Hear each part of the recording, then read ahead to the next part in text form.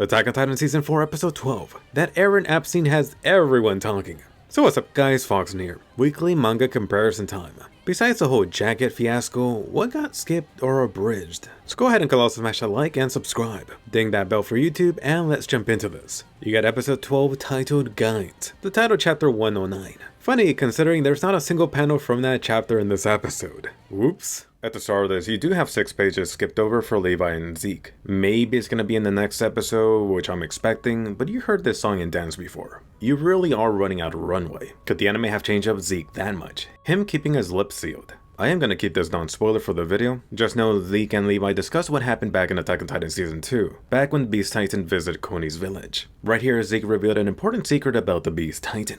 If you wanna know that Beast Titan spoiler, post below. I'll get back to you with the juicy info. Visiting Armin with his Sleeping Beauty girlfriend Annie. Hey Armin, where are you feeling up? Manga Armin was clearly reaching for Annie's face. Anime Armin, however, was reaching for something lower. For Hitch, looks like she's getting quite the amount of fans this episode. I mean, even I may start simping for her anime look. For Armin trying to convince Hitch, he was simply admiring the sleeping blonde. Sheesh, the anime didn't do him any favors. Come on Annie, wake up. You're sleeping, you're 13 years away. Hey Eren, can't you crack her open?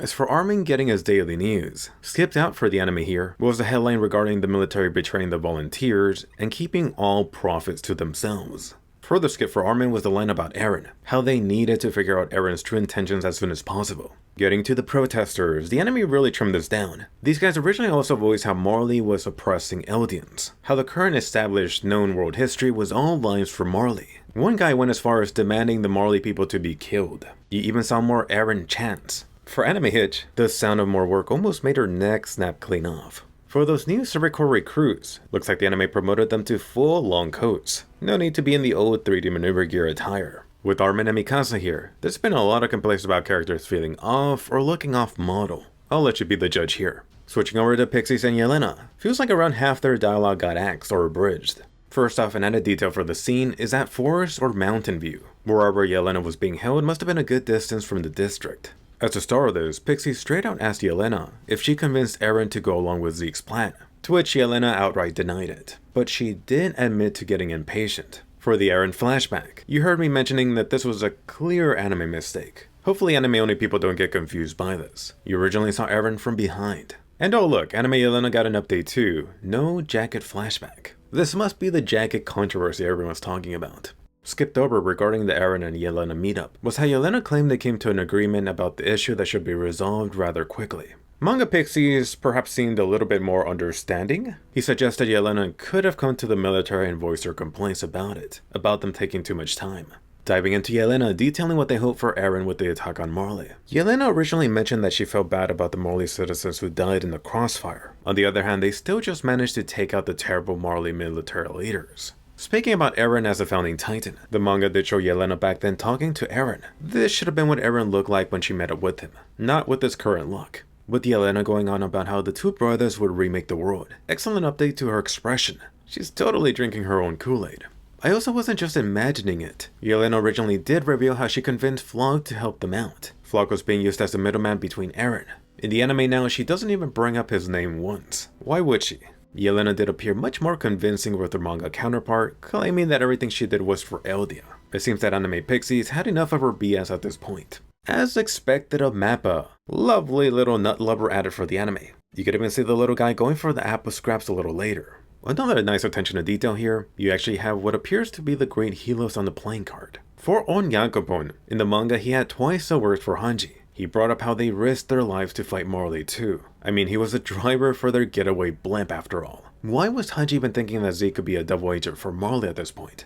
In return for everything they had done, Hanji took them hostage. To which Hanji apologized, and she asked him to endure it for a little bit longer. For Hanji showing her kinky face, in the anime she almost looked like this awkward teen going in for a kiss. Getting to Yelena's background, skipped over were more specific details. Yelena was actually the one that recruited everyone for this anti-Marley resistance. It was under the banner of Zeke's secret plan. The anime showed you a flash of Yelena taking out people. The manga explicitly showed you Yelena offing some suckers. She wasn't even doing it in secret.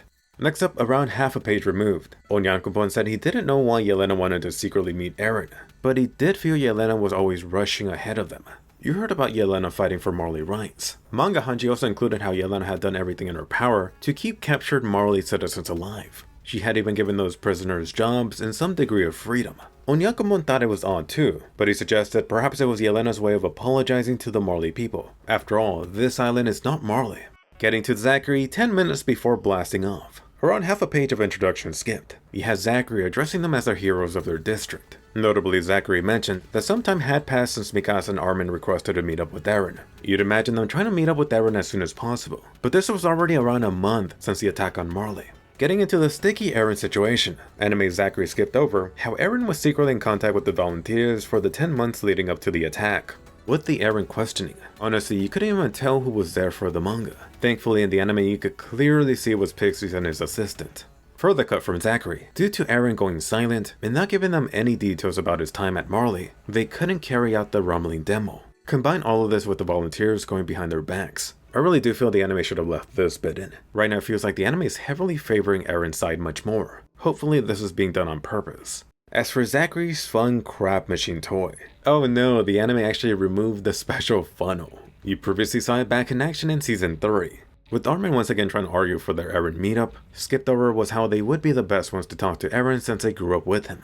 Anyway, getting to the fireworks. Oh yes, the anime made that explosion much bigger. The anime kept Hitch on ground zero and looking in shock at what took place. As for a certain zombie removed. You hear that, YouTube? A zombie, a dead one. Zachary lived by the chair and died by it too. I bet you $1 this will be on the Blu-ray. I feel like the aftermath for the anime for Mikasa and Armin really drove the danger they were in. A few seconds earlier or later, they would have been super toasty scouts. For that angry crowd, the anime really highlighted this dude, really rallying everyone together. So go ahead and dedicate your hearts. I will point out how the crowd looked bigger in the manga panel, compared to what you actually saw in the anime with the overhead shot. Getting to Eren busting out of his underground home. This was definitely one of the juicier anime cuts this episode. Remove was how Eren used his Titan to bust out, very likely using the Warhammer Titan ability. Eren even sealed the tunnel after he Bugs Bunnied his way out of there. For Mikasa here, loved how the anime captured her short-circuiting. In case you hated Eren's old man back last time, you got a new anime shot from behind. So goddamn, look at those abs. That's making a lot of you thirsty. It's been upgraded to a 10-pack for the anime. I especially love the framing of Eren receiving his jacket. Speaking of which, getting to the controversial Eren jacket scene. I mean, really guys? At this point, it should be no shocker that the trailer scene was not used. And sure, it's not one-to-one to the manga, but screw me, I liked it. Especially combined with the other framing shots leading up to it. If you really did hate it, if it ruined your day, post below why in detail. In case you were wondering how Floch and the other guys got out of jail, skip for the anime here was how the jailers are on Team Jaeger. Floch even outright confirmed here that they acted due to the recent talks about handing over the founding Titan. They actually reused the Eren trailer shot for the mid-info graphic card, so it does live in the anime in some way. Switching over to Hanji and the higher-ups, almost a page skipped. They were wondering how Team Jaeger was able to organize so quickly. So many had fallen behind Eren, which means the followers must believe in Zeke too. He actually had Hanji explaining to them that they simply believed in Eren, who in turn believed in Zeke. In comparison, their doubt for Zeke paralyzed them to act. The people had chose the rumbling over them. It shouldn't be a surprise that people were feeling this way since they were wasting time. For Pixies coming in, you heard him predict how Eren would go after Zeke and Historia. Skip Dober was an interesting take from him, how Historia could act as a substitute for Zeke. So where are those Titan syringes? Skipped over was also something Pixies mentioned Armin. He warned Armin to be on extreme defense since he does have Titan powers, perhaps suggesting the colossal Titan power was also at risk. As for them surrendering to their new Titan overlord Eren, while Pixies spoke about blood being spilled, the manga actually showed you a glimpse of the methods that could be used to get people to talk. Looks very similar to what Hanji pulled back in season 3. As for Kiyomi trying to butter up Mikasa, the manga actually put an emphasis on Kiyomi covering up the Wings of Freedom logo when she held her. Removed from Mikasa, she mentioned that regardless of her mother's blood, Mikasa would be a burden to the Azumabito family. Cut out for anime Kiyomi, she originally did stress how her family would be done if this rumbling promise did not exist. This made it clear that whatever Kiyomi had been doing on the island for years put them in a great amount of debt. Failure here would finish off their clan. For a new anime money shot, look at the horses go. Hopefully the animator had fun here. For Hanji here, you heard her bringing up Zeke. Skipped here was how Zeke and Yelena must have known they would always be under suspicion. Whatever they were planning must go far beyond winning Floch over.